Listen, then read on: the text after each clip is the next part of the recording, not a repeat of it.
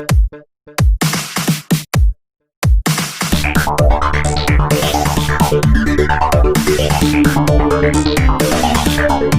Dear students, welcome to the phys frame.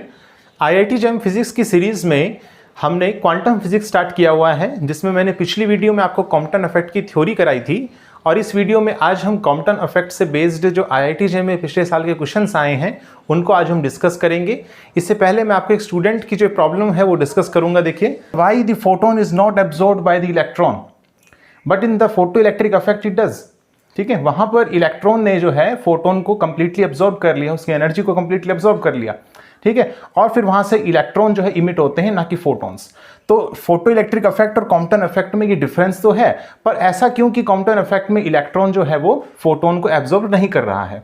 So question देखिए ये है सिंपली कि जो इलेक्ट्रॉन है वो यहां पर रेस्ट पर है, जबकि फोटो इलेक्ट्रिक इफेक्ट में इलेक्ट्रॉन बाउंड है विद द न्यूक्लियस। तो यहां पर ये आता है क्वेश्चन कि फ्री इलेक्ट्रॉन जब भी होता है तो फोटोन अगर उसके ऊपर हम इंसिडेंट करवाते हैं तो वो फोटोन को एब्जॉर्ब नहीं कर पाता है, ऐसा क्यों। सो क्वेश्चन है why photon not absorbed bye A free electron.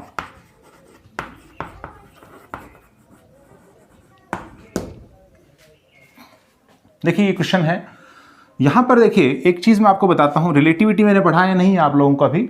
ठीक है, क्लासिकल फिजिक्स में मैं इसको जो है स्टार्ट करूंगा आगे, लेकिन इससे पहले मैं आपको एक चीज बताता हूं कि जो एनर्जी का फॉर्मूला आप कई जगह देखेंगे पीसी होता है, कई जगह आप देखेंगे mc² लिखा होता है, कई जगह पर होता है m0c², कई जगह पर होता है √p² c² plus m0², c⁴, कई जगह लिखा होता है ½ mv², कई जगह लिखा होता है p²/2m।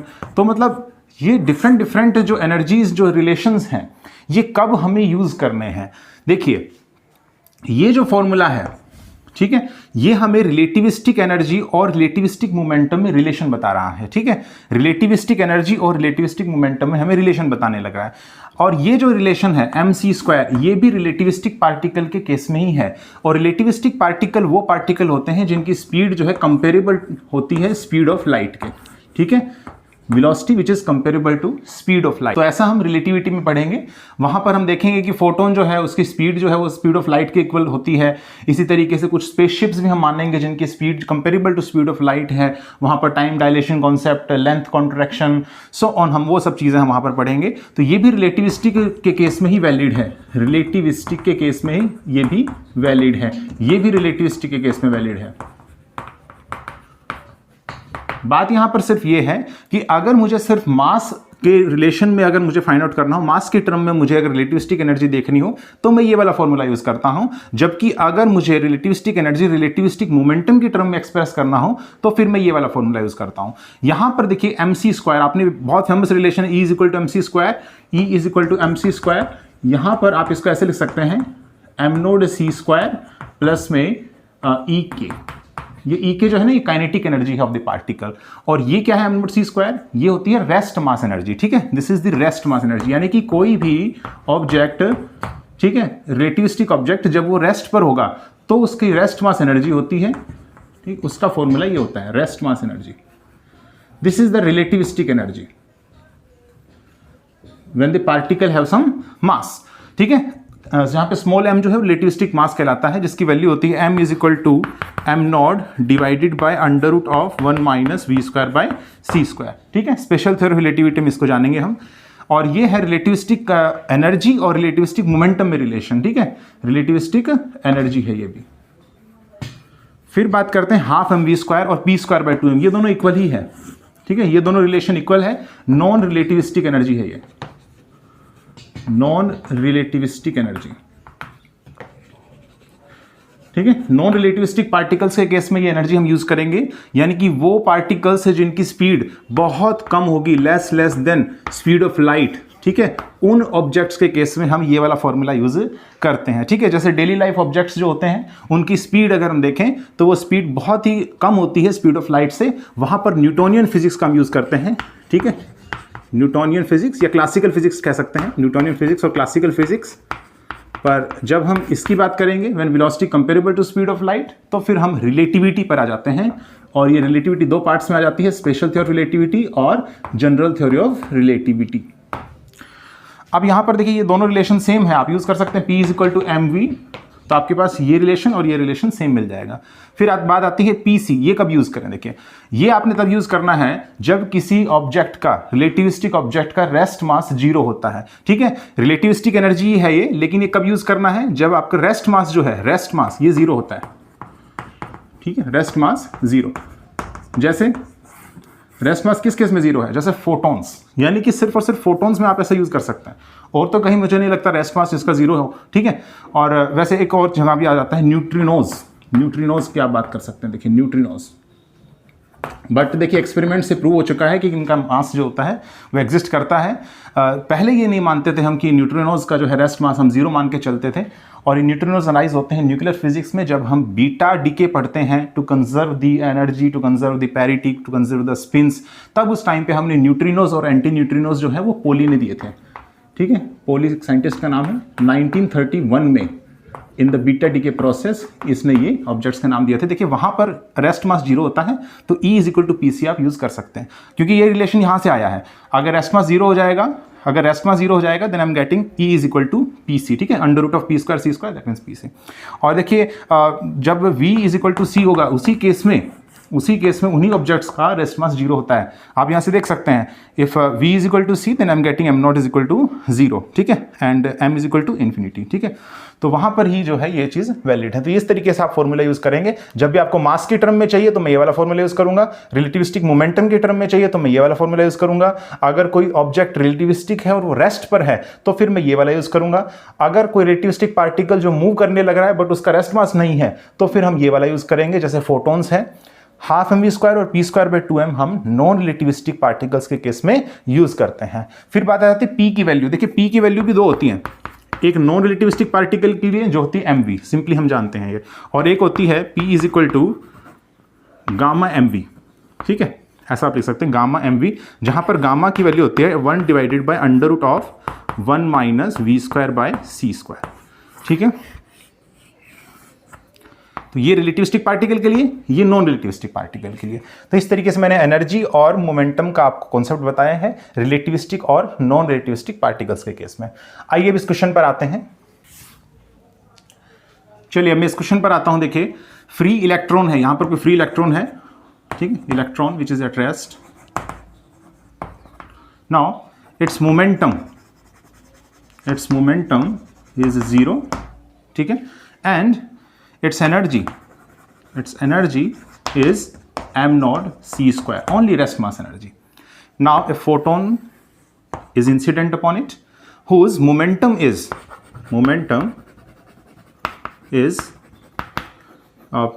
E by c, ठीक है। दिस इज इक्वल टू, क्योंकि मैंने बताया था E is equal to PC, ये आपने यूज करना है ना, तो P is equal to E by c हो जाएगा, और एनर्जी कितनी होती है h nu by c।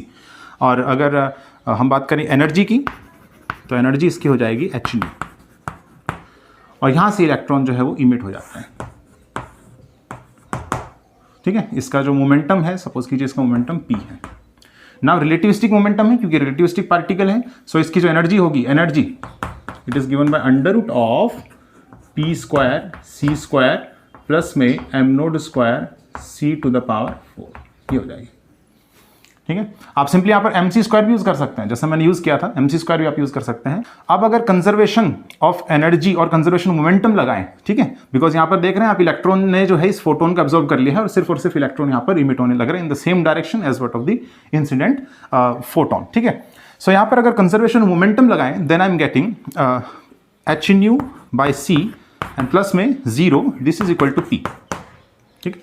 This is by conservation of momentum, and by conservation of energy I am getting h nu plus में m naught c square, and this is equal to under root of P square C square plus में m naught square C to the power 4।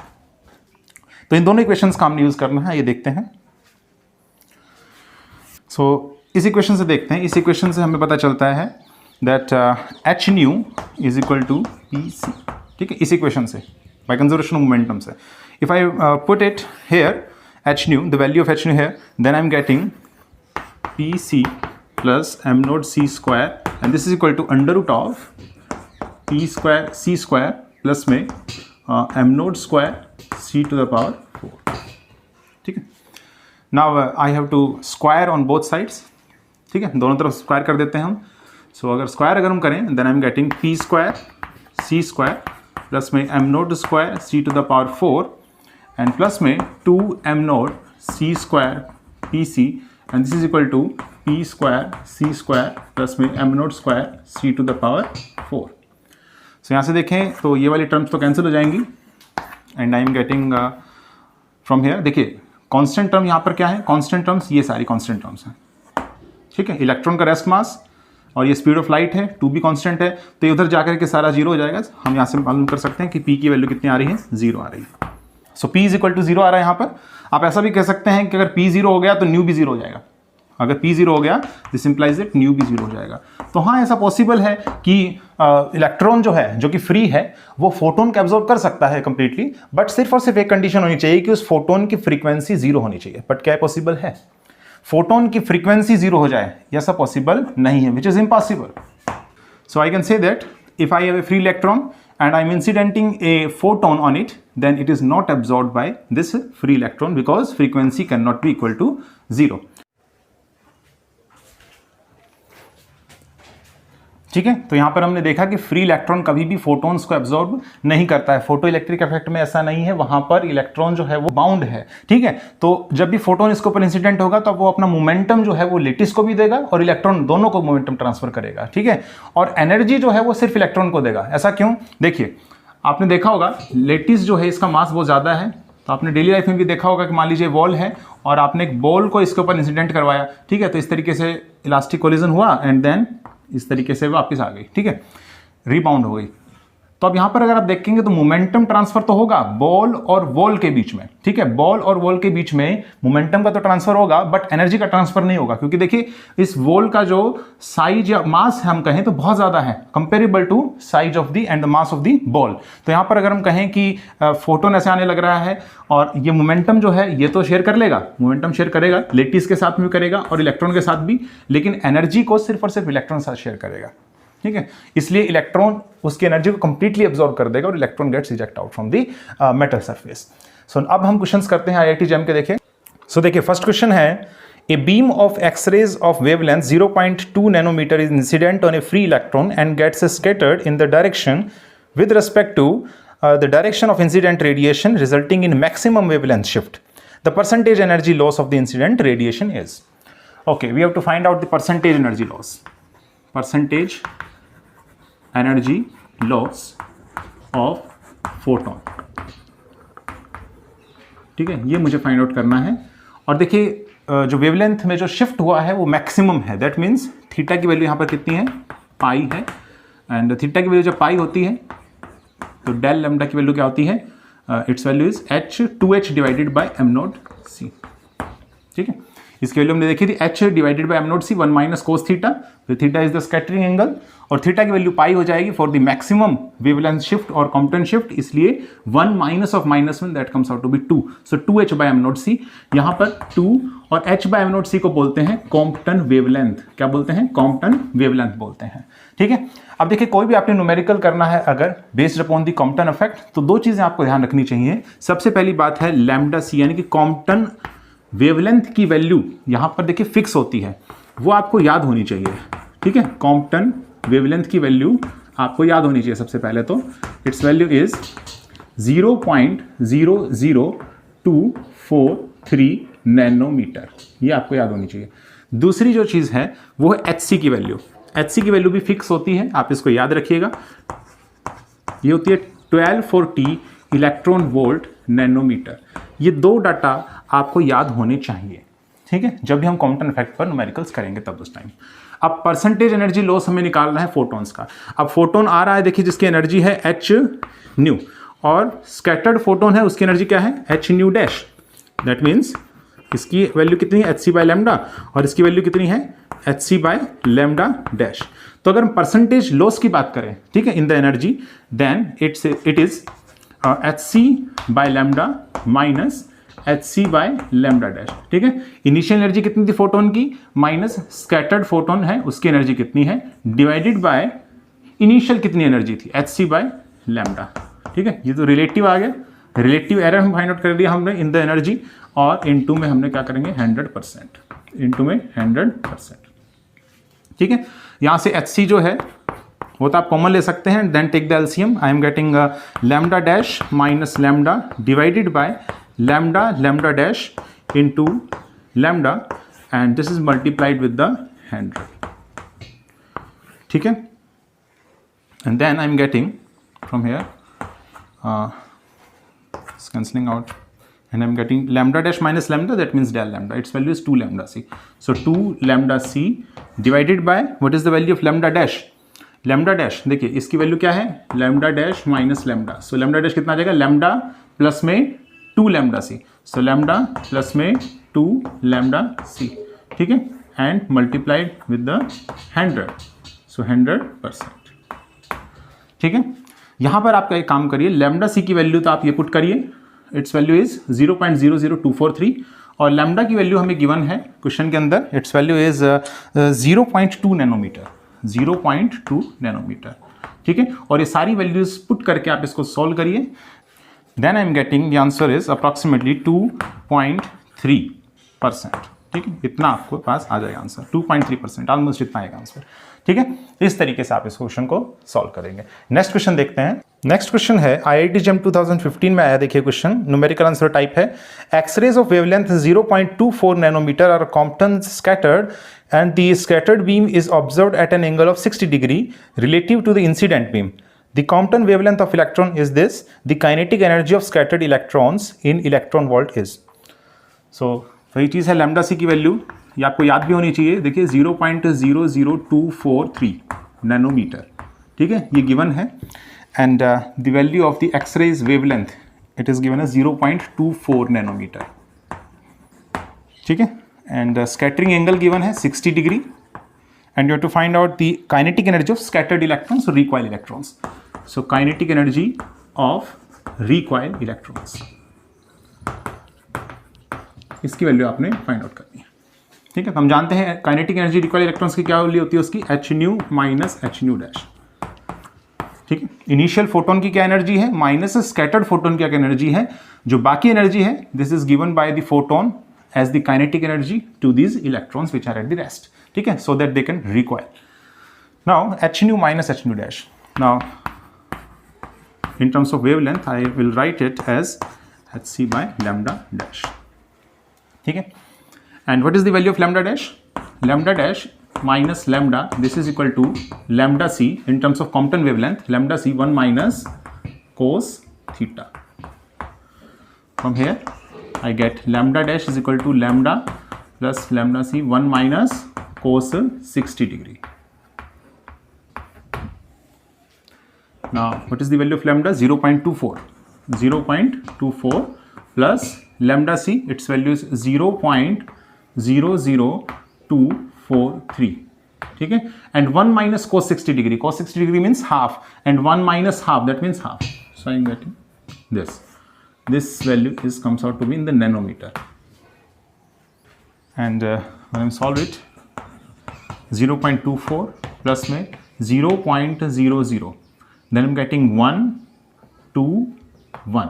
ठीक है, इतने nanometre, solving I am getting 0.2412 nanometre. ठीक, इतना value आ जाएगा, 0.2412 nanometre.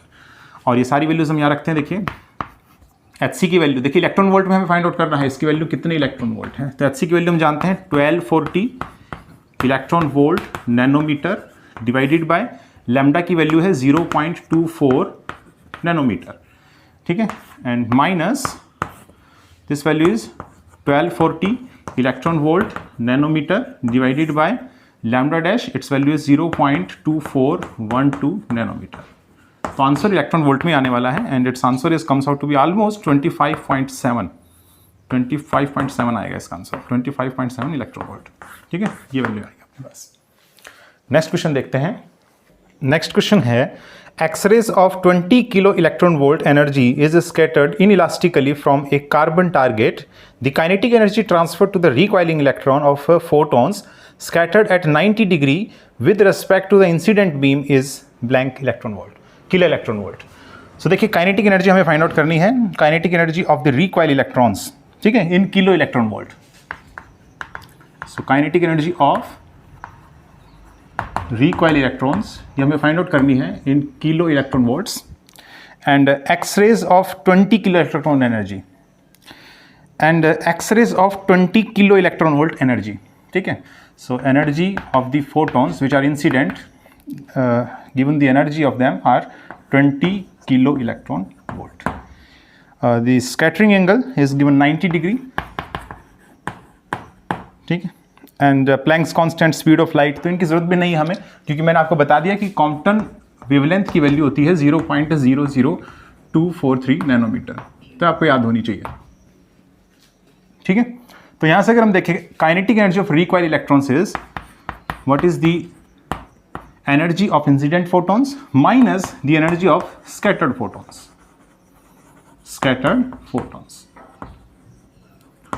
अब देखिए ये तो आपको एनर्जी गिवन है 20 किलो इलेक्ट्रॉन वोल्ट, ठीक है.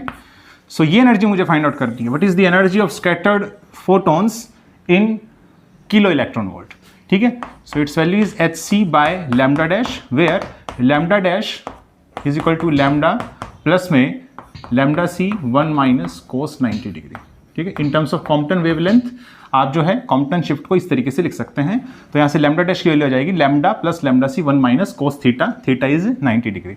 Now cos 90 degree is 0, so I am getting lambda plus lambda C simply, ठीक है. So what is the value, its value is lambda. देखिए लैम्डा हमें निकालना पड़ेगा यहाँ से, ओके. सो लैम्डा की वैल्यू निकालते हैं यहाँ से. देखिए hc बाय लैम्डा, ये हमें गिवन है 20 किलो इलेक्ट्रॉन वोल्ट, ठीक है. सो लैम्डा की वैल्यू यहाँ से कितनी आ जाएगी, lambda is hc which is 1240 electron volt nanometre divided by 20 kilo electron volt. So 20 into 10⁻³ electron volt, ठीक है. सो यहाँ से आप इसको कैलकुलेट करिए. So I am getting 0.062 nanometre, कितनी वैल्यू आ रही है इसकी. नाउ यहाँ पर हम पुट करते हैं 0.062 प्लस में लैम्डा सी विच इज 0.00243, ठीक है. ये भी नैनोमीटर में है, ये भी नैनोमीटर में है. Now it's value is 0.006 and 443, कितना नैनोमीटर आएगा. This is the value of lambda dash. Now इसको हमें यहाँ पर पुट करना है, ठीक है. सो hc की वैल्यू है 1240 electron volt nanometre divided by lambda dash की वैल्यू है 0.06443 नैनोमीटर, ठीक है. तो ये वैल्यू आपके पास इलेक्ट्रॉन वोल्ट में आएगी, बट मुझे चाहिए किलो इलेक्ट्रॉन वोल्ट में, तभी मैं इसको इसमें से माइनस कर पाऊंगा, क्योंकि ये देखिए किलो इलेक्ट्रॉन वोल्ट में है. तो सिंपली मैं इसको मल्टीप्लाई कर देता हूं 1000 से, ठीक है. सो ये वैल्यू आएगी आपके पास energy of the scattered photons की, ठीक है. इस वैल्यू को आप कैलकुलेट करिए किलो इलेक्ट्रॉन वोल्ट में, और फिर उसके बाद आप इस वैल्यू को यहाँ पर पुट करिए. And then on solving I am getting its value is 0.75 kilo electron volt, ठीक है. ये वैल्यू आने लग रही है इसको सॉल्व करने पर, ठीक है. सो 19 समथिंग कुछ वैल्यू आ रही है यहाँ पर, और यहाँ 20 माइनस 19 समथिंग वैल्यू करेंगे तो 0.75 किलो इलेक्ट्रॉन वोल्ट आ रहा है आंसर. सो ये आंसर आ जाएगा. नेक्स्ट क्वेश्चन देखते हैं. नेक्स्ट क्वेश्चन है a photon of frequency nu strikes an electron of mass m initially at rest. After scattering at an angle phi, the photon loses half of its energy. If the electron recoils at an angle theta, which of the following are true, is or are true? So it is a question which is of multiple selected question, ठीक है. Multiple selected question है, तो इसको करते हैं. देखिए so find out आपने करना है. देखिए cos phi की वैल्यू, sin थीटा की वैल्यू. देन नेक्स्ट ऑप्शन में ratio of magnitudes of momenta recoil electron का मोमेंटा है mv divided by scattered photon का momenta, that means h nu dash by c, ठीक है. इसकी वैल्यू देखनी है आपने. And at the last change in the Compton wavelength, that means Compton shift. तो ये वैल्यूज आपने निकालनी है. गिवन आपको क्या क्या है, देखिए गिवन है एनर्जी जो है स्कैटर्ड फोटोन की, एनर्जी स्कैटर्ड फोटोन्स की वो है half of energy incident photons के। तो आप ऐसा कह सकते हैं कि H nu dash is equal to half of H nu given है, ये गिवन है क्वेश्चन के अंदर, ठीक है। एक चीज और देखिए, क्वेश्चन के अंदर थीटा की जगह फाई ले रहा है। स्कैटरिंग एंगल मैंने थ्योरी के अंदर थीटा लिया था, यहां पर फाई लेने लग रहा है, जस्ट नोटेशन है, थीटा की जगह आप फाई भी ले सकते हैं, और जहां फाई है वहां पर थीटा है, यहां पर आपको ये यूज करना है, ठीक है। So h nu dash is equal to half h nu, और you say that h c by lambda dash is equal to half h c by lambda, and from here I am getting lambda dash is equal to 2 lambda, ठीक है। तो सबसे पहले तो ये find out कर लेते हैं, ये इजी पड़ेगा, कॉम्पटन शिफ्ट सबसे पहले डेल लैम्डा, इसकी वैल्यू हम देखें, then I am getting H upon M nought C and 1 minus में कोस फाई, ठीक है। थीटा की जगह पर क्या है, फाई है। सो देखिए ऑप्शन डी जो है इनकरेक्ट हो जाता है, ऑप्शन डी इनकरेक्ट हो जाता है, क्योंकि यहां पर देखिए 1 माइनस कितना है, 1 माइनस 2 कोस फाई है, ठीक है, 1 माइनस 2 कोस फाई। तो हम जानते हैं, देखिए ये वैल्यू फिक्स होती है, कॉम्पटन शिफ्ट की ये वैल्यू फिक्स होती है, जब तक आप स्कैटरिंग एंगल को चेंज नहीं करेंगे, आप कर लीजिए चाहे वेवलेंथ एनर्जी या फ्रीक्वेंसी को चेंज, ये वैल्यू चेंज नहीं होने वाली है। ये वैल्यू चेंज तब तक नहीं होगी जब तक आप स्कैटरिंग एंगल को चेंज नहीं करते हैं, ठीक है। डेल लैम्डा की वैल्यू अब देखते हैं, डेल लैम्डा की वैल्यू क्या होती है, लैम्डा डैश माइनस लैम्डा, ठीक है। सो लैम्डा डैश 2 लैम्डा है, so 2 lambda minus lambda, I am getting lambda is equal to h upon M nought c 1 minus में cos phi, and then lambda को आप लिख सकते हैं c by nu, in terms of frequency आपसे पूछा है कोस फाई की वैल्यू, ठीक है। सो यहाँ से हम देखें, then I am getting 1 minus cos phi, 1 minus cos phi, this value comes out to be m naught c square divided by h nu, और इसे that cos phi its value is 1 minus m naught c square divided by h nu, ठीक है, ये value आ रही है। So option number A जो है ये मैच करता है यहाँ पर, सो ऑप्शन नंबर ए जो है ये क्या है यहाँ पर करेक्ट है। ऑप्शन नंबर बी आप खुद से चेक कर सकते हैं, ये वैल्यू सेम नहीं आएगी कोस फाई और साइन थीटा की, आप देखेंगे जब सॉल्व करके, और कोस फाई आपके पास अगर मालूम चल गया, साइन थीटा आप मालूम कर सकते हैं, कैसे फाइंड आउट करेंगे, आप मालूम कर सकते हैं इसको by using the momentum conservation along X axis and Y axis, वहां से आप देखना साइन थीटा की वैल्यू ये नहीं आ रही होगी, कुछ अलग आ रही है। सो ऑप्शन नंबर जो बी है वो हो जाता है यहाँ पर इनकरेक्ट, ठीक है। ऑप्शन नंबर सी देख लेते हैं एट लास्ट, ये रेशियो आपने फाइंड आउट करना है, तो ये रेशियो फाइंड आउट करना है इन टर्म्स ऑफ साइन, ठीक है, sine phi divided by sine theta पूछ रहा है, क्या यही आएगा। तो ये चेक करने के लिए देखिए आपको मोमेंटम कंजर्वेशन लगाना चाहिए, यहाँ पर मोमेंटम कंजर्वेशन लगाना चाहिए अलोंग, किसके अलोंग लगाएंगे देखिए, क्योंकि sine phi by sine theta पूछ रहा है, that means along y axis. इस तरीके से फोटोन आ रहा है जिसकी मोमेंटम कितना है, जिसका मोमेंटम है एच न्यू बाय सी है, ठीक है, और एनर्जी कितनी है, एच न्यू है। यहाँ पर ये इलेक्ट्रॉन है जो रेस्ट पर है, इसका मोमेंटम कितना है, 0 है, and then this photon is scattered at some angle which is phi, ठीक है, थीटा लिया था मैंने थ्योरी में, बट यहाँ पर फाई यूज कर रहा है, and then electron also get required at an angle theta, ठीक है। तो साइन फाई और साइन थीटा आएगा अलोंग वाई एक्सिस मोमेंटम, ठीक है। So momentum along y axis, तो अलोंग वाई एक्सिस अगर हम देखें तो यहाँ पर देखिए फोटोन जो स्कैटर हुआ है इसका मोमेंटम कितना है, इसका मोमेंटम है एच न्यू डैश बाय सी, और इलेक्ट्रॉन जो रिकॉइल हुआ है इसका मोमेंटम कितना है, एम वी। तो सिंपली हम लिख सकते हैं h nu dash by c and sine phi, and this is equal to m v sine theta. तो यहाँ से हम देखें m v divided by h nu dash by c की वैल्यू कितनी आ रही है, sine phi by sine theta, ठीक है, sine phi by sine theta. Option number C जो है वो करेक्ट हो जाता है, ऑप्शन नंबर सी करेक्ट है। तो यहाँ पर कौन कौन से ऑप्शंस करेक्ट हैं, A and option number C, ये दोनों ऑप्शंस करेक्ट हैं।